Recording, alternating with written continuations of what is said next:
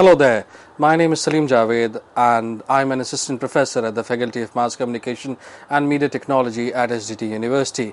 We are producing a series of different topics which are related to cinema, and the name of the series is called Understanding Cinema, where we learn about different time frames related to cinema. We have known how cinema was made in 1910, then how it was made in 1920, 30, 40, how it was made after independence, what it took to produce cinema in 1960s, how was the cinema of 1970s, how it was in 80s, and in last few videos we talked about the cinema of 90s.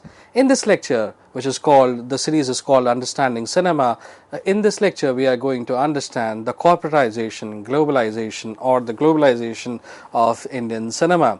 Now, if you remember, in our last few videos we talked about how liberalization took place, what was the need of liberalization, what effect it had on cinema.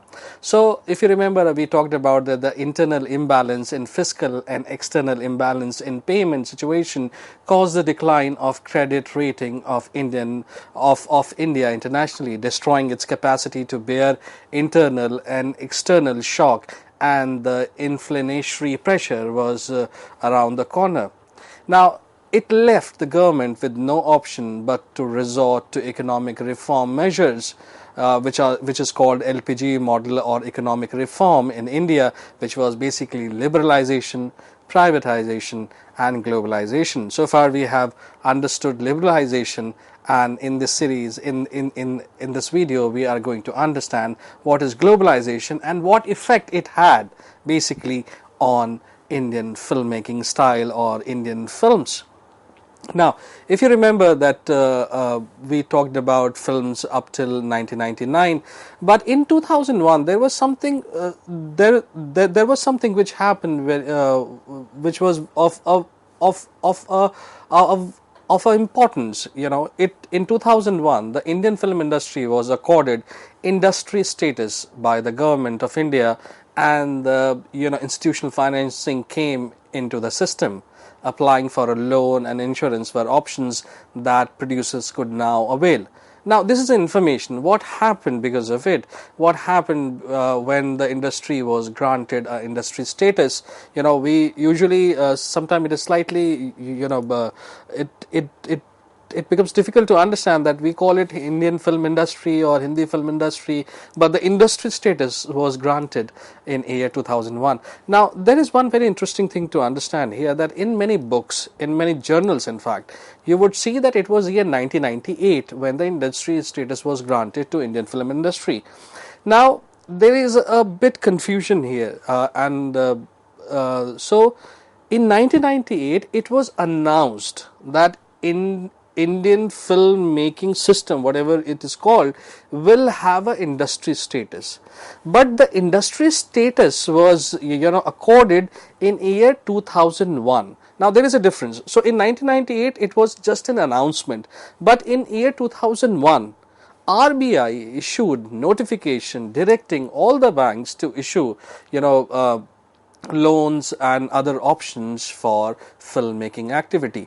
So whenever you read that year 1998, it was announced, but in year 2001 it was basically accorded industry status formally.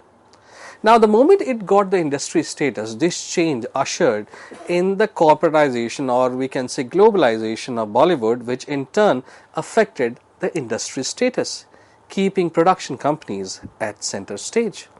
Now, whatever, like 1913, Raja Harishchandra to 2001, it's a long period. It was not a formal industry between this time frame from 1913 to 2001. It was 2001 onwards that industry status was bestowed upon Indian filmmaking industry.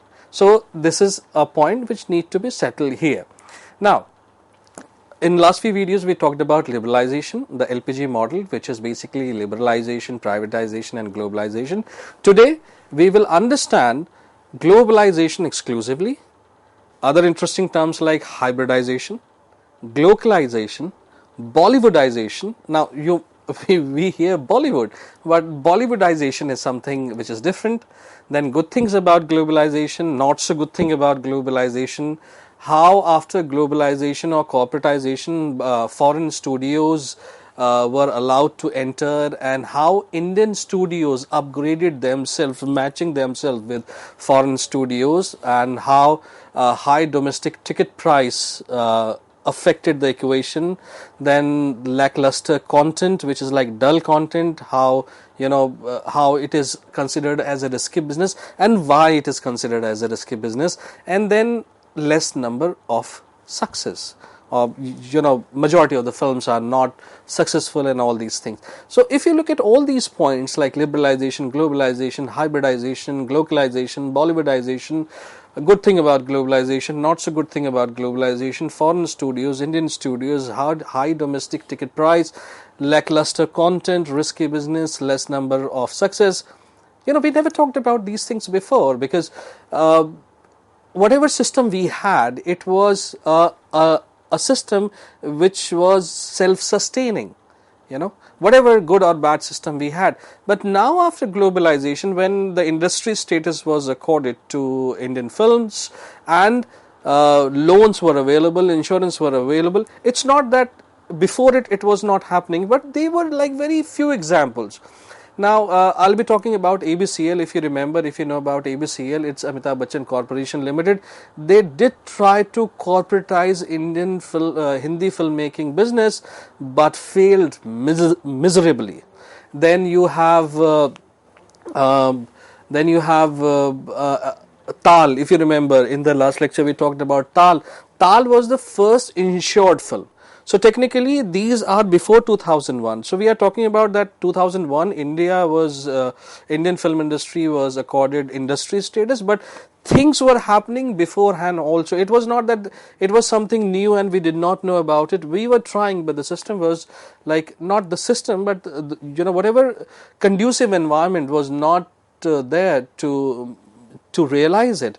So with Tal, we did insured a film before we started officially doing it after corporatization or industry status, or we did try to improve the condition by bringing in corporate and very formal. Corporate means very formal setup, where where departments are streamlined and things like that. But ABCL failed. I'll be talking about that in the during the lecture. Now, before liberalization, we understood it was Indian diaspora and everything we talked about. Now let's understand globalization, what globalization is. Held et al., all the researchers, they said that globalization reflects a widespread perception that the world is rapidly being molded into a shared social space by economic and technological forces, and that developments in one region, now this is important, please hear it carefully, that development in one region of the world can have profound consequences of the life chances of individual or communities on the other side of the globe. Now this is something interesting, like suppose if we say that any event in the world is not isolated. The moment we say that any event in the world is not isolated, something happens, say suppose something happens in America, we get affected here, something happens in Middle East, we get affected here, something happens in Japan, we get affected here, and this is all because now we are a global village, we are connected, so there are consequences. There are consequences, profound consequences, that something happens in one side of the world can affect people in the other side of the globe also. Now, Scholte says it a process of dispersing various objects and experiences to people at all inhabited part of the earth. So again, it's the same thing. So if there is one incident happening at one place, it is like the repercussion or the ripples of it is going everywhere. Now Scholte also called the same thing as universalization also, which is assumed to entail standardization and homogenization with worldwide culture, economic, legal and political convergence. Now, uh, like if you look at all these things, like what Schulte has said or what Held had said, that that development in one region of the world can have profound consequences on the other side of the globe, or dispersing various objects and experiences to people at all inhabited part of the earth, or calling it universalization, homogenization, standardization, with the worldwide culture, economics, legal, and political convergence. So this all universalization, homogenization, standardization makes it globalization. Now, according to Polanyi, there are basically four aspects of globalization. So, goods becomes one part of the globalization, capital becomes another part of globalization, technological and people across border become the fourth aspect of the globalization. And this globalization, which is highlighted by Polanyi, was basically drawn from Appadurai, which he said that basically there are other parts of globalization.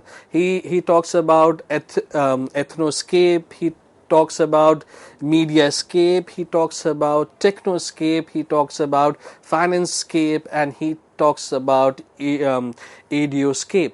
Now, all these scapes, and especially this, mediascape, basically links globalization and Bollywood. So this is how. So from what Polanyi has said for, he has drawn from Appadurai, and Appadurai said many things, and one of the things that Appadurai said, it was mediascape, and this is through mediascape, this is how globalization and Indian film industry or Hindi film industry or Bollywood is connected.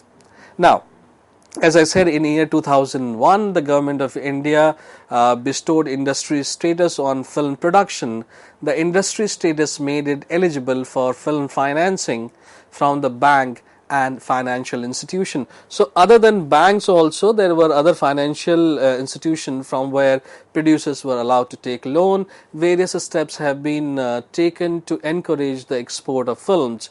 Now this point is very interesting because the revenue earned from the export of the film software has been exempted from income tax. Now this particular item will play a very important role in globalization, which we will be talking about. Now 2001 we got the industry status. Now that fact is clear, but what was happening before 2001? I mean, we were making films before 2001. There were hit films before 2001. We have always been a growing industry before 2001, but we could have been better. How we could have been better had these things that I'm going to talk about not been there. Now, what are those things which should not have been there, but they were there, and even after that, we were growing on a decent on a decent speed.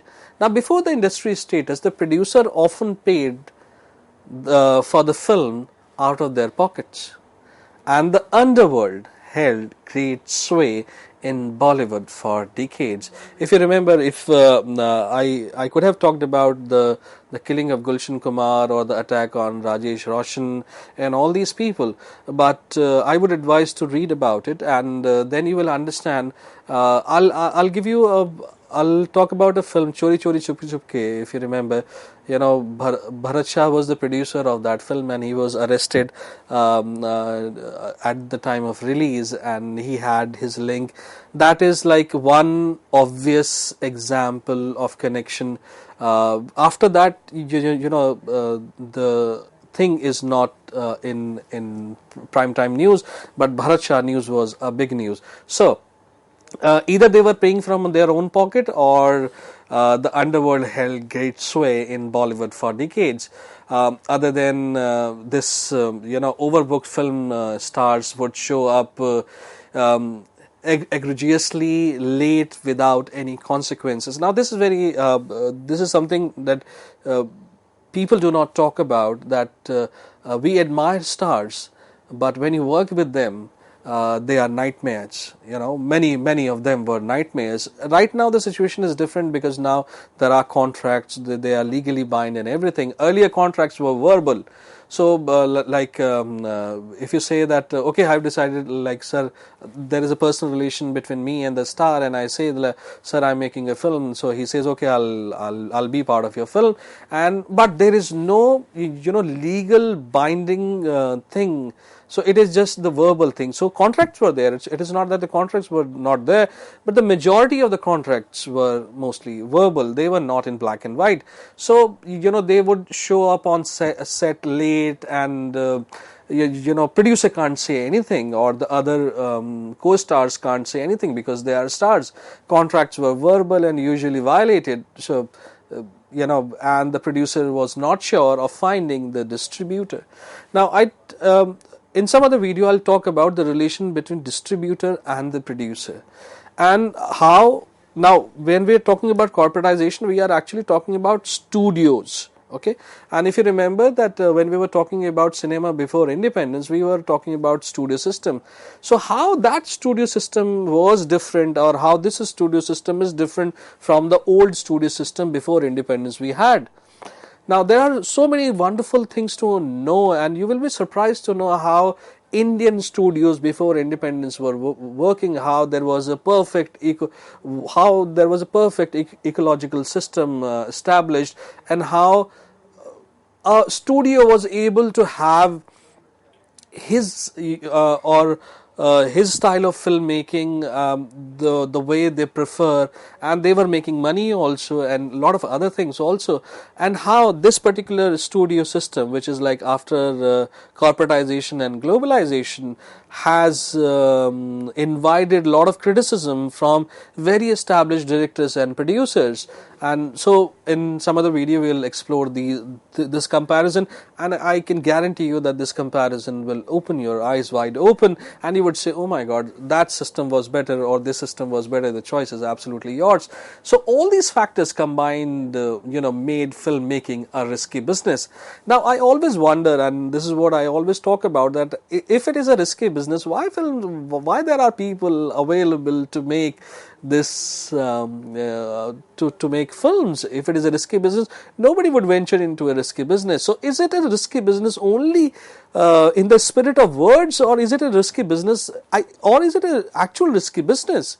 This is something to understand. Like, suppose if I say that on that side there is danger, okay, and so there are a lot of people who would not venture into that direction. But even if I say that there is a lot of danger there, and I see a flock of wonderful people walking that side, so is it risky actually, or is it not risky, or is it just the words that it is risky? Now, like, has it been risky, then we would not have been the highest film producing country in the world. Now, this is something very interesting, that we call it risky. Hollywood doesn't call it risky business. They have got their calculation in place. They have got their structures in place. They have got a line, a production line on which they put things. They have got their department in place. They have got their executive in place, and they invest higher than us, and they don't call it a risky business. They know that if we invest, yes, obviously there are exceptions, like there are films who sometimes bomb at box office, but over the years many of them has been considered as cult classic. Now, why only Indian films are called risky business, and why we are only investing a certain amount, only a limited amount? Like, suppose if we say that we have invested 300 crore in a film, we say, oh my god, it's a big budget film. Or if we earn 300 crore, we say, oh, it's a big budget film. If you put down this amount on a piece of paper, you would say that hardly anyone has seen that film in India, but still it is earning, not even 1% or 2% or 3 or 5 or 10. Imagine if a film is seen by 10% of Indian population. It will be difficult to calculate the earning of that film if hardly 5% people or 7% people or 8% people happen to see one film, one Indian film for that matter? And what is, so-called Indian film? We will talk about it also, because if you remember, we have talked about Bollywoodization of Bollywood. So what does it mean? It has got three phases. We will be talking about it. I mean, this is something interesting to know. As I said, that corporatization is not something new, which only happened after the industry status in Indian film industry. ABCL, though people mock about it today, and Amitabh Bachchan went bankrupt after running ABCL, but he did try to bring in corporate industrial investment and Hindi movies, but failed miserably. So it is not that, as I said during the lecture, that it is not that we were not trying, that we did not try for institutional investment or institutional funding, or we were not securing our films by insurance. We were doing that, but when we talk about globalization or corporatization, we mostly talk about it, but we have got our own examples, but people do not talk about it. Now, this is a very interesting phrase that I read somewhere, and I will bring it during the discussion, that India is one of the major markets Hollywood has never figured out how to crack. Now, this is, I still believe it, like, though we are talking about year 2000 and 2005, 10, but trust me, this line is what I've just read, what I've just said is true even today. India is one of the major market Hollywood has never figured out how to crack. Now, this is something, and I'll give you some examples. Some Indian and other country collaboration, they have produced some very wonderful films, but basically this line opens the debate. What is Indian? If you talk about Ozu, he is more Japanese than Japanese director. If you talk about Satyajit Ray, he is more Indian than Indian director. And if there are a lot of other people, like, I mean, there are a lot of other people. So I do not want to venture. I mean, this is a separate topic that we can talk about. What is so Indian about Indian films? And it can be a very interesting topic, that what is so Indian about. Because when Hollywood comes and makes film, which the story, that the narration has got a base in India. So how do they see India? Like Slumdog Millionaire, if you remember, was criticized a lot, because this is how they see us. So they do not see, they don't want to see, they don't see, or they, whatever it is that they don't want to see, or they can't see us in a different role altogether. Now, so that is a debate, that how Hollywood sees us, and how Hollywood sees it is not just about us.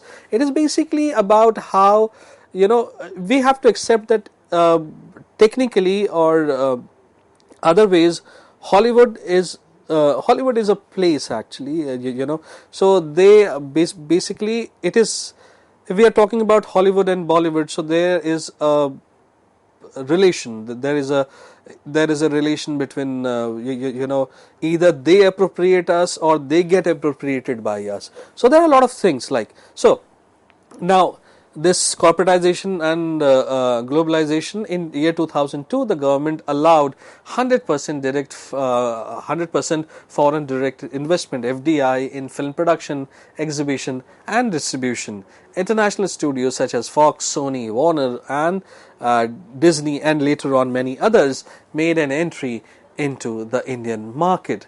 Now, production houses, now if, like, suppose after globalization and all these things, if a lot of foreign studios have come in India, so Indian production houses also got themselves updated and tried to bring in a system which they were waiting for a long time to happen. So production houses such as UTV Software Communication, Eros International Media, Reliance Entertainment, Viacom 18 Pictures and Balaji Telefilms. These are some names. There are many, Red Chilies and others. Cape, a lot of other companies also adopted a professional approach and started focusing on break even point even before the release of the film. Now this is something very interesting which actually helps us understand what is the effect of globalization and corporatization on Indian filmmaking industry. Like, suppose it is very easy to say that we use better technology, our stories or our characters started going abroad. That is what we were doing earlier also. Like there are many films, and lot of established producers were already going abroad, so there was nothing new going abroad. And Indian diaspora, we were exploring that since 1990 also, so there was nothing. So what is different? Different are all these things which are, facilitating, for good or bad, we will discuss about that, facilitating filmmaking process. So when you have corporatization or globalization, break even point, I mean, people started talking about breaking even. So I'll be telling you what is this breaking even. But people started talking about streamlining things. People were started talking about that, okay, we are making film, but let's make it work first for us.